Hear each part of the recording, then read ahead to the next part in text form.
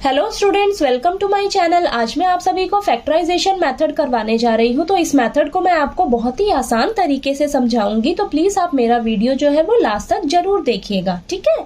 तो यहाँ पर मैंने क्वाड्रेटिक इक्वेशन ली हुई है x² - 7x + 12 = 0। तो सबसे पहले आपने क्या करना है, चेक करना है कि जो भी आपको इक्वेशन दी हुई है क्या वो स्टैंडर्ड फॉर्म में लिखी है। तो स्टैंडर्ड फॉर्म क्या होती है क्वाड्रेटिक इक्वेशन की, ax² + bx + c = 0। यानी कि सबसे पहले x² वाली टर्म होनी चाहिए, फिर x वाली टर्म होनी चाहिए, फिर कांस्टेंट टर्म होनी चाहिए और इक्वल टू के इधर 0 रहना चाहिए, ठीक है। अब हमें इस इक्वेशन को फैक्टराइजेशन मेथड से सॉल्व करना है, ठीक है। तो फैक्टराइजेशन मेथड में हम क्या करते हैं, जो मिडल टर्म होती है ना, यानी कि जो x वाली टर्म होती है उसे हम स्प्लिट करके लिखते हैं, ठीक है। तो अब आपने नेक्स्ट स्टेप में क्या करना है, सभी टर्म्स को ना एज इट इज उतार लेना है। बस x के आगे जो भी नंबर दिया होगा ना, उस नंबर की जगह ना आप ना एक ब्रैकेट लगा देना, ठीक है। एक ब्रैकेट लगा देना और बाकी सभी को आपने साइन के साथ एज इट इज उतार लेना है, ठीक है। अब इस ब्रैकेट में ना आपके पास 2 नंबर लिखे जाएंगे, ठीक है। वो 2 नंबर आपने कहां से ढूंढने हैं वही आपने ध्यान से समझना है, ठीक है। तो देखिए क्या करना है, आपने x² का कोफिशिएंट लेना है, ठीक है। तो देखिए लिखिए यहाँ पर कोफिशिएंट ऑफ x² और कांस्टेंट टर्म को लेना है, ठीक है, कांस्टेंट टर्म। तो यहां पर आपके पास x² का कोफिशिएंट कुछ नहीं लिखा है, यानी कि आपके पास क्या है, 1 है, ठीक है। तो ये लिख लीजिए यहाँ पर 1। और कांस्टेंट टर्म क्या है आपके पास, 12 है, ठीक है। तो आपने क्या करना है, इन दोनों को ना आपस में मल्टीप्लाई कर देना है, ठीक है। तो मल्टीप्लाई करके देखिए आपके पास क्या आया, 12 आया, ठीक है। तो अब जो वो 2 नंबर्स होंगे ना आपके पास, ये जो 2 नंबर्स होंगे, उन दोनों नंबर्स को हम जब मल्टीप्लाई करें ना, तो हमारे पास क्या निकलना चाहिए, 12 आना चाहिए, ठीक है। और उन 2 नंबर्स को जब हम क्या करें, प्लस करें, ठीक है। ये मैंने ऐसा प्लस ही क्यों किया, माइनस क्यों नहीं किया, यहां से आपको हिंट मिलेगा। देखिए अगर आपका जो कांस्टेंट टर्म है वो पॉजिटिव होगा ना, पॉजिटिव होगा तो वो 2 नंबर्स हमेशा आपस में प्लस होंगे, ठीक है, प्लस होंगे। अगर आपका कांस्टेंट टर्म जो है वो अगर नेगेटिव होगा तो वो 2 नंबर्स आपस में माइनस होंगे, ठीक है। तो यहाँ पर आपके दोनों नंबर्स प्लस होके क्या आना चाहिए आपके पास, ये जो आप x के आगे जो नंबर दिया हुआ है ना वो आना चाहिए, ठीक है। तो यहाँ पर लिखिए 7, ठीक है। तो देखिए आपके पास उन 2 नंबर्स आप ढूंढने में मेहनत करोगे, उन 2 नंबर्स को मल्टीप्लाई करें अगर हम, तो हमारे पास 12 आना चाहिए, ये आना चाहिए। और उन 2 नंबर्स को जब हम प्लस कर दें तो हमारे पास क्या आना चाहिए, x का कोफिशिएंट यानी कि 7, ठीक है। अब इन 2 नंबर्स को आप कैसे ढूंढोगे, आपके पास ये जो 12 आया है ना, x² का कोफिशिएंट और कांस्टेंट टर्म को जो मल्टीप्लाई करके आपके पास जो नंबर मिलेगा आपको, उस नंबर के आपने क्या करने हैं, फटाफट से प्राइम फैक्टर्स निकालने हैं, ठीक है। तो 12 के प्राइम फैक्टर्स निकालिए, देखिए क्या आएगा, ये 2 से डिवाइड होगा तो यहाँ पर 6 आएगा, देन ये अगेन 2 पे जाएगा तो यहाँ पर 3 आएगा, ये 3 से डिवाइड होगा तो ये 1 आएगा, ठीक है। तो ये क्या निकले आपके 12 के प्राइम फैक्टर्स, 2 × 2 × 3, ठीक है। अब इन प्राइम फैक्टर्स में से ही आपने इस तरीके से ग्रुपिंग करनी है इनकी आपस में, ताकि यहां से वो 2 नंबर्स मिले और उन 2 नंबर्स का रिजल्ट हमें कुछ इस तरीके से मिले, ठीक है। तो देखिए अगर आप 2 × 3 करते हो तो आपको 6 मिल रहा है और 6 यहाँ पर 2 बचा, 6 × 2 करोगे तो आपको 12 ही मिलेगा, लेकिन 6 + 2 करोगे तो आपको 7 नहीं मिल रहा है, ठीक है।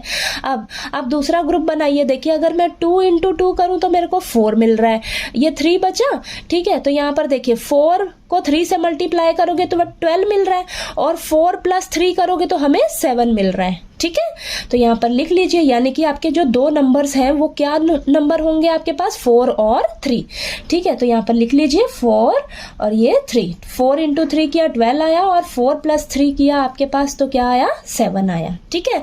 तो बस आपने क्या करना है, ये जो आपके पास यहाँ पर नंबर आएगा ना, इन दोनों को मल्टीप्लाई करके उसके आपने प्राइम फैक्टर्स निकालने, उन प्राइम फैक्टर्स में से ही आपने वो 2 नंबर्स ढूंढने हैं, ठीक है। तो अब देखिए आपके पास वो 2 नंबर्स क्या आए, 4 और 3, तो 4 + 3, 4 + 3 किया तो आपके पास ये 7 आ गया, ठीक है।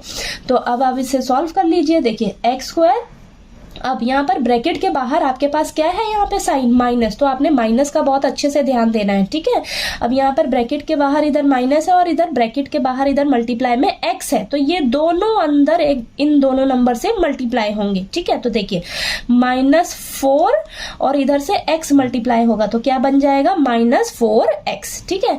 और ये माइनस प्लस माइनस का 3x इधर मल्टीप्लाई होगा तो माइनस का 3x और ये प्लस का 12 as it is equal to 0। अब देखिए वापस आप रिवर्स जरूर चेक कर लीजिएगा कि ये जो दो नंबर्स आपने ये जो मिडिल टर्म को स्प्लिट किया है क्या वो करेक्ट आ रहा है पिछला। देखिए -4x और -3x, माइनस माइनस प्लस, तो ये क्या बनेगा आपके पास, माइनस का 7x, ठीक है। यानी कि ये जो दो नंबर्स आपने स्प्लिट किए हैं, मिडिल टर्म को स्प्लिट करके ये जो दो नंबर्स लिखे हैं, दो टर्म्स लिखी हैं, वो बिल्कुल करेक्ट लिखी हैं, ठीक है।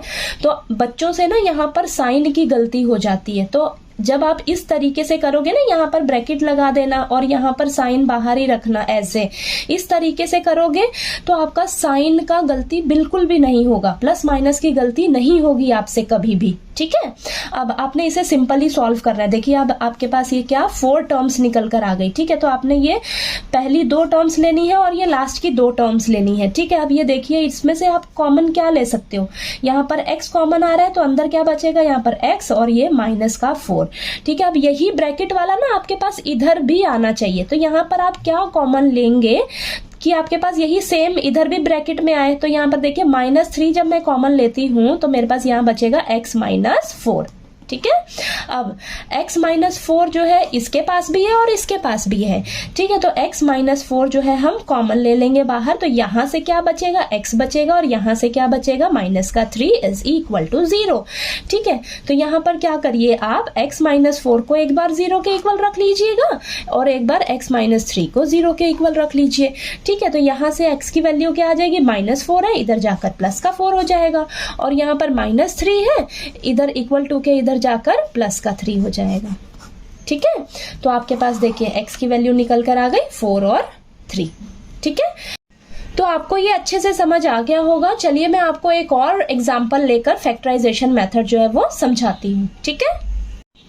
तो यहाँ पर मैंने दूसरा एग्जाम्पल लिया है 2x² + x - 300 is equal to 0। तो सबसे पहले आपने चेक करना है कि जो हमें इक्वेशन दी है क्या वो स्टैंडर्ड फॉर्म में लिखी है। तो यहाँ पर मैं देख रही हूँ मेरी जो इक्वेशन है वो ऑलरेडी स्टैंडर्ड फॉर्म में लिखी हुई है, ठीक है। अब आपने क्या करना है, नेक्स्ट स्टेप में सभी टर्म्स को एज इट इज उतारना है, बस जो x के आगे जो भी नंबर दिया होगा ना उसकी जगह आपने एक ब्रैकेट लगा देना है, ठीक है। तो लिखिए आप x के आगे कुछ नहीं लिखा है, यानी कि क्या लिखा है 1, ठीक है। तो यहाँ उसकी जगह आप एक ब्रैकेट लगा दीजिए और सभी टर्म्स को ना आपने एज इट इज उतार लेना है साइन के साथ, ठीक है। अब इस ब्रैकेट में आपने 2 नंबर्स ढूंढ के लिखने हैं, ठीक है। अब वो 2 नंबर्स आप कैसे ढूंढोगे, मैंने आपको बताया है x² का कोफिशिएंट लेना है। यहाँ पर x² का कोफिशिएंट क्या है, 2 है और कांस्टेंट टर्म क्या है आपके पास 300 है, ठीक है। तो इन दोनों को आपस में आपने मल्टीप्लाई करना है। तो देखिए मल्टीप्लाई करके आपके पास क्या आया, 600 आया, ठीक है। अब इस 600 के ना आपने फटाफट से फैक्टर्स निकालने हैं, उन फैक्टर्स में से ही ये 2 नंबर्स आपको मिलेंगे, ठीक है। वो 2 नंबर्स इस तरीके से होने चाहिए, जब उन 2 नंबर्स को आप मल्टीप्लाई करो तो आपको क्या मिले, रिजल्ट 600 मिले। और अगर जब आप उन 2 नंबर्स को आपस में माइनस करो, ठीक है, तो आपको क्या मिलना चाहिए, x के आगे जो कोफिशिएंट है ना, x के आगे क्या नंबर है 1, तो आपको उन 2 नंबर्स को माइनस करके 1 मिलना चाहिए, ठीक है। तो ये प्लस माइनस का मैंने आपको बताया कि हिंट कहाँ से मिलेगा आपको, अगर आपका कांस्टेंट टर्म जो है वो नेगेटिव होगा तो ये दोनों नंबर्स आपस में माइनस होंगे, अगर कांस्टेंट टर्म पॉजिटिव होगा तो ये दोनों नंबर्स आपस में प्लस होंगे, ठीक है। तो यहाँ पर ये दोनों नंबर्स माइनस होकर हमें क्या मिलेगा, x के आगे जो नंबर दिया हुआ है वो मिलना चाहिए, ठीक है। तो ये 2 नंबर्स आपने कैसे ढूंढने हैं, मैंने बताया है कि ये जो आपके पास आएगा ना, इन दोनों को मल्टीप्लाई करके ये जो x² का कोफिशिएंट है और कांस्टेंट टर्म, यानी कि जो पड़ोसी वाले जो दोनों नंबर्स हैं उनको जब मल्टीप्लाई करोगे तो वो जो नंबर आया आपके पास उसके आपने फैक्टर्स निकालने हैं। तो जल्दी से इसके फैक्टर्स निकालिए। देखिए ये आएगा आपके पास यहाँ पर 300, अगेन 2 से डिवाइड करोगे तो ये 150 आएगा, फिर 2 से डिवाइड होगा यहाँ पर 75 आएगा, देन ये 3 से डिवाइड होगा तो आपके पास 25 आएगा, देन ये 5 से करेंगे डिवाइड 5 आएगा, देन अगेन ये 5 पे जाएगा तो ये आ जाएगा 1। तो आपके पास क्या निकले हैं प्राइम फैक्टर्स इसके 600 के 2 into 2 into 2 into 3 into 5 into 5। अब ये जो आपके पास प्राइम फैक्टर्स निकले हैं ना, इन्हीं फैक्टर्स में से ही वो दो नंबर्स आपने ढूंढने हैं, ठीक है। तो यहाँ से आप इस तरीके से ग्रुपिंग करिए इन सभी की, ताकि आपके पास वो जो दो नंबर्स मिले यहाँ से उनका रिजल्ट आपको ये मिलना चाहिए, ठीक है। तो यहाँ पर देखिए, जब हम इन्हें मल्टीप्लाई करके देखते हैं, चलिए ग्रुप बनाते हैं। 2 2 ज़ा 4, 4 2 ज़ा 8, 8 3 ज़ा 24, ठीक है। और ये 5 5 ज़ा 25, ठीक है। इतना मल्टीप्लाई किया तो 24 आया, इतना मल्टीप्लाई किया तो 25 आया, ठीक है। अब जब आप इसको मल्टीप्लाई करेंगे ना आपस में, देखिए 25 इंटू 24 करोगे तो आपको 600 ही मिलेगा, और 25 में से जब आप 24 माइनस करोगे तो आपको 1 मिलेगा, ठीक है। तो आपको ये ग्रुपिंग करना कैसे आएगा, जैसे जैसे आप प्रैक्टिस करोगे ना क्वेश्चंस की, तो आपको ये खुद ही समझ आ जाएगा कि हाँ, मुझे इस तरीके से नंबर्स की ग्रुपिंग करके ये दो नंबर्स जो है वो मिल जाएंगे, ठीक है। तो ये प्रैक्टिस पे ही आपका डिपेंड करेगा, ठीक है। अब देखिए, आपके पास ये दो नंबर्स क्या मिले हैं, बड़ा नंबर पहले लिख लीजिए 25 इंटू 24। अब ये 25 में से जब आप 24 माइनस करोगे तो आपके पास 1 ही मिलेगा, ठीक है। यानी कि वो दो नंबर्स क्या आए हैं आपके पास, 25 और 24। तो इन दोनों को आपस में माइनस कर दीजिए, ठीक है। तो ये दो नंबर्स लिख लिए आपने। इन दो नंबर्स को ढूंढने में ही थोड़ी सी मेहनत लगेगी आपकी, बाकी इसके बाद सब सिंपली आपको सॉल्व ही करना है, ठीक है। अब देखिए, यहाँ पर लिखिए 2x²। अब यहाँ पर तो प्लस का साइन है बाहर, ठीक है, तो कोई दिक्कत वाली बात नहीं है। प्लस जो है इधर आप मल्टीप्लाई करेंगे तो यहाँ पर देखिए प्लस का 25 और x भी अंदर दोनों नंबर से मल्टीप्लाई होगा, तो प्लस का 25x, और ये देखिए प्लस माइनस माइनस का 24x और माइनस का 300 एज इट इज लिखा जाएगा, ठीक है। अब हमने क्या किया है, फैक्टराइजेशन मेथड में हम यही करते हैं ना, मिडिल टर्म को जो है स्प्लिट करके लिखते हैं दो टर्म्स में। तो देखिए आपके पास, आप चेक भी रिवर्स जाकर चेक कर लीजिएगा कि ये जो दो नंबर्स आपने इसकी जगह ढूंढे हैं, जो दो टर्म्स आई हैं आपके पास, क्या ये करेक्ट रिजल्ट दे रही है मुझे पिछला। देखिए 25x में से प्लस का 25x है और माइनस का 24x है, तो जब आप इनको प्लस माइनस आपस में कर रहे हो तो आपको देखिए प्लस का x ही दे रहा है ये, ठीक है। तो पिछला देखिए इक्वेशन आपके पास बिल्कुल करेक्ट आनी चाहिए, ठीक है। तो एक बार आप चेक भी कर लीजिएगा कि जो मैंने मिडिल टर्म स्प्लिट करके लिखा है क्या वो करेक्ट है, ठीक है। अब आगे क्या करना है, आपके पास देखिए यहाँ पर 4 टर्म्स आ गई ना, तो पहली 2 टर्म्स लीजिए और लास्ट की 2 टर्म्स लीजिए। अब यहाँ से देखिए क्या कॉमन निकल सकता है, तो यहाँ पर नंबर देख रही हूँ, नंबर तो कोई कॉमन आ ही नहीं सकता, तो मेरे पास यहाँ पर x कॉमन निकल रहा है, तो x कॉमन लेंगे बाहर, तो यहाँ बचेगा 2x और यहाँ बचेगा आपके पास 25 प्लस का 25।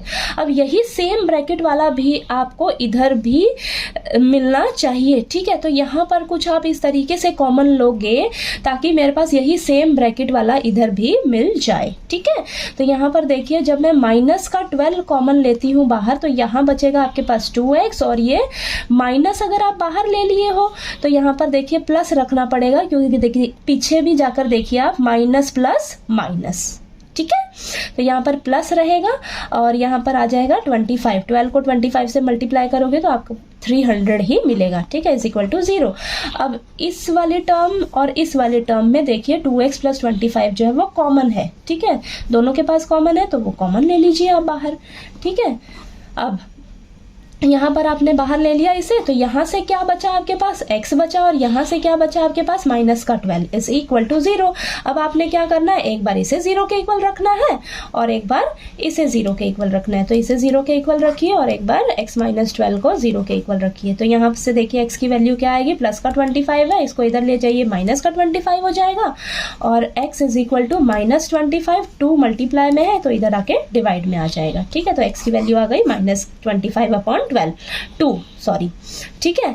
अब यहाँ से x की वैल्यू क्या आ जाएगी आपके पास, माइनस का 12 है, इस साइड जाकर प्लस का 12 हो जाएगा, ठीक है। तो यहाँ से x की वैल्यू क्या आ गई आपके पास, 12, ठीक है। तो आपको ये दूसरा एग्जाम्पल भी जो है अच्छे से समझ आ गया होगा। तो यहाँ पर मैंने फैक्टराइजेशन मेथड के लिए आपको 2 एग्जाम्पल्स लेकर समझाए हैं, ठीक है। तो आपको ये फैक्टराइजेशन मेथड जो है वो अच्छे से क्लियर हो गया होगा। अगर फिर भी कहीं डाउट आया आपको तो आप प्लीज़ मेरे से पूछिएगा, और कोई भी आपका क्वेश्चन फैक्टराइजेशन मेथड से अगर सॉल्व नहीं हो रहा है तो प्लीज़ आप कमेंट बॉक्स में पूछिएगा मेरे से कि हाँ ये मेरे से सॉल्व नहीं हो रहा है, तो प्लीज़ मैं ठीक है। तो मैं आपको बताने का कोशिश ज़रूर करूँगी, ठीक है। तो अगर मेरा वीडियो अच्छा लगे तो प्लीज़ लाइक कीजिएगा, शेयर कीजिएगा और ज़्यादा से ज़्यादा सब्सक्राइब कीजिएगा मेरे चैनल को। Thank you so much.